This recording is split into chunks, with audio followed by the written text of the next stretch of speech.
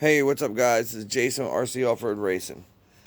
Alright, I thought it was time for an update on all my race equipment and the race classes I'll be running this year. So, alright, guys, here we go. Alright, well, we're going to start with the the Truggy I just recently purchased. And, I've got to say I'm really happy with it. It was like new condition when I got it. The guy told me he got it a while back, planned on racing it. Kids came along that never panned out for him, but so mostly it was ready to go. It had the RX-8 speed control, had the T8 2250 kV Gen 1 motor. I did have to put a little series splitter to run two cell lipos. I'm considering switching it to run 4 cells, but for now, being that I've got a couple 2S's, which I ordered before I even got this, I didn't even realize. I got a couple because they were really cheap, and I just wanted to have, two 2S's I was going to run with this just to practice. So I picked up some gold batteries. Well, they were bad batteries, so they ended up sending me 2 more.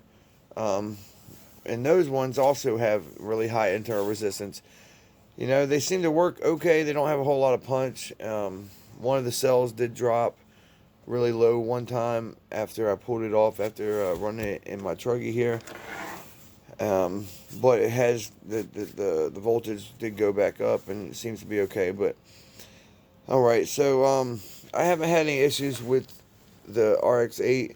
The only thing I do want to set different on it, because I did have to adjust the brakes, which this ESC is kind of cool in the way that you can program some of the features without a program card. You can just do it right here by hitting the little mode button. But the one feature that I do want to switch now, that I couldn't switch here on here, is the BEC, because I'm running a high-tech servo that's not the quickest, but it has a pretty good bit of torque. It's just about like my Sabox servo. It's about 350 ounce-inches.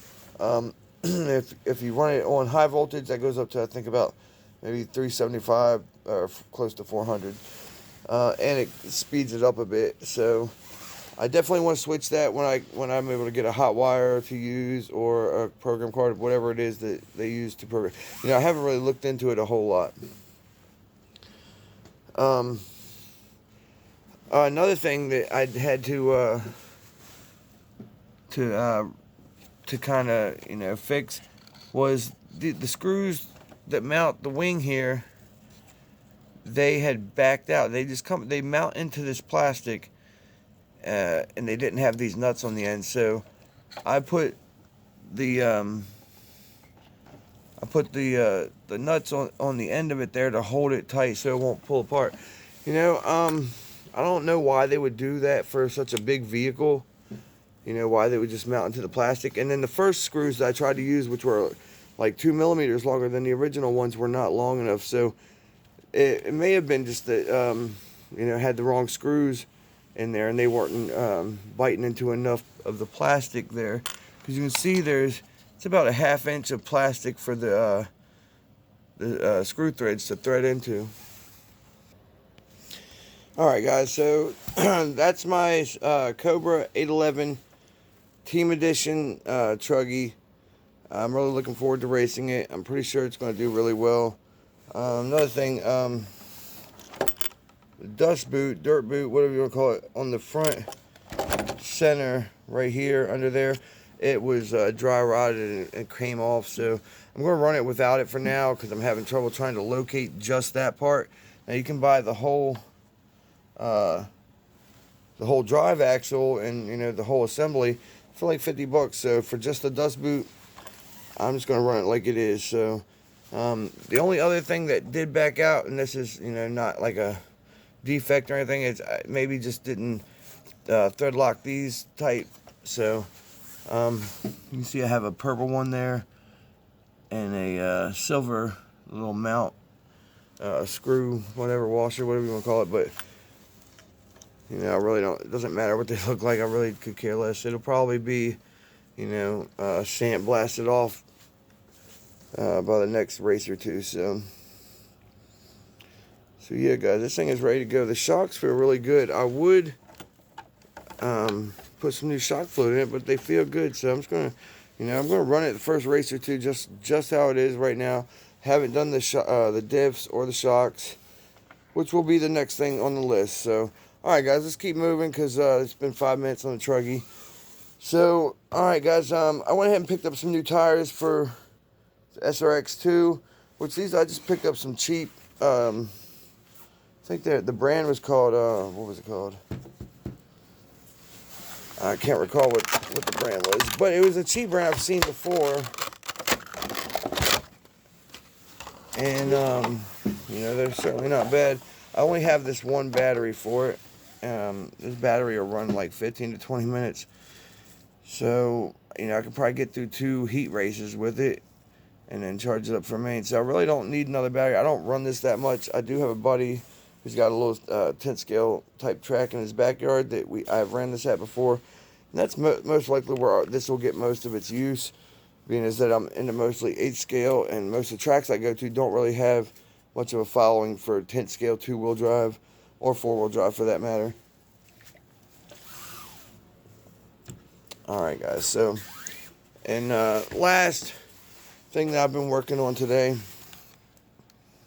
is the nitro buggy. I tore it all apart, did the shocks, did the differentials, cleaned everything up. I went ahead, I took the motor off because I need to get that cleaned. I've got to get a few things to get it cleaned. I don't have everything I need right now, so I went ahead and put this engine on there. And through doing my research, some people seem to, are pretty iffy about the carb on this. That it has a hard time holding the tune, and I can see that. This engine tends to run hot. Like today, I started it up, and it got up to 260 degrees at one point. Before I really got the tune on it, and then after I got the tune on it, it was running about 200 degrees, which is hotter than my Reds engines run. They don't run that hot. Like they run like 170, when the tune is at a conservative tune, and then maybe like 220 when it's tuned for top performance, from what I've been able to do with it. But I did get it cleaned up really good. These servos, I'm really happy with the JX 7132 HV MG. Or let's see, it's BLS HV 7132. I haven't had an issue with either one of these two. The one in the e-buggy did strip some gears. I'm still using it in this Mugen buggy. All I did was, it was one of the top gears here, and it only uses a little portion of it, so it wore out the teeth on like this side, so I rotated it, and then it wore out the teeth on that side, and I've rotated it again, so it's still working as of now. They do sell gear kits for this, which I will pick up. You can only get them from like Chinese sources. I think Banggood might have it. But anyway, so yeah, I'll definitely pick one of those up. It'll be like a month before I can get it, because it takes forever to get stuff here from, I think Alibaba is who has it, or AliExpress, one of those two. But all right, so as far as the e-buggy goes, the Serpent, it's ready to go. Modification I did make to it, I put Mugen mud flaps on it, because the ones that come with it were Lexan, and they mount here where the hinge pin goes through, and then they mount here at this center location. So I think with all, with the movement from going up and down, when the shocks are moving, it just wears out the, and they use Lexan too. So the Lexan wears out real quick over here. Next thing you know, you got a mud flap that's like sideways. So, those didn't last long at all. And I was sitting there thinking about it. Thought I'd try to fit these Mugen ones on there, and sure enough, they fit. All I had to do was drill out a hole in the arm.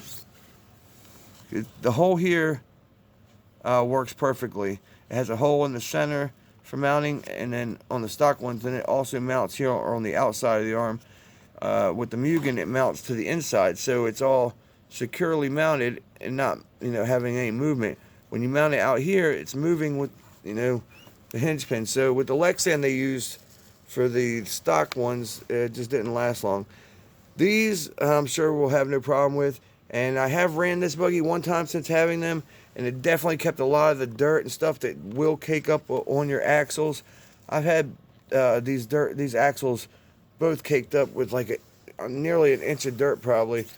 So yeah, they should work out pretty good. I'm also going to put them on the nitro buggy because I found another set of them I had for my Mugen. So one thing I wanted to show you, I ordered these wheels. These are, I was talking about them a minute ago, but I didn't show y'all that they are not the standard size of 10 scale wheels. Now these are some Proline hole shots, and you can see they're like a solid ½ inch smaller than the other ones. So, you know, I don't know if there's going to be a legality issue, or maybe they're 4-wheel drive wheels. I just don't know. But you see the front one here, this is AKA Chain Link, and it's considerably smaller than these K4s. That's the brand. Okay. Alright guys, so now last but not least, the Mugen. It is ready to run, with the exception that I need to have the ESC program card show up. I'm still waiting on it. Should be here any day now. So when that shows up, I will get the you know, the voltage cutoff set, because that's the problem right now. When I try to run it, it'll run a few seconds and then go into low voltage cutoff. But I had ran the Ghoul. It was a Ghoul RC red fin ESC, and I ran it in here with the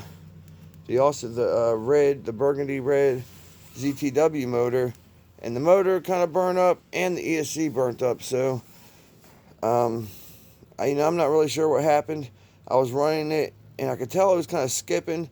I know that the motor had a winding that broke, so I soldered it and it had been working. Maybe the motor broke the ESC, I don't know, but the ESC would not work with this motor or the other orange can Ghoul RC motor. But so yeah guys, this thing will need a servo soon probably. Like I said, or not servo, but I'm going to get the gears, replace them, or maybe I'll get a new servo for it. I'm not sure. Probably just get the gears. But with the exception of this one, the other 2 servos have ran flawless, no problem at all. Not, you know, ain't skipped a beat. So all right guys, please like, comment, and subscribe if you haven't. My channel's up, getting close to 700 subscribers now. I appreciate every one of you guys. So let's keep it going. You know, I got a lot of plans for this channel. You know, I ain't got no big plans. I don't have a lot of editing software or even a whole lot of know-how about that. I'm just wanting to spread the RC hobby and kind of keep a log of my journey through, you know, RC racing. So any of you guys want to join in it with me? Come on, and, you know, please leave comments, post pictures, whatever you can. I don't know, just try to grow the hobby. So, alright guys, appreciate every one of you, and I'll see y'all at the next race. Later.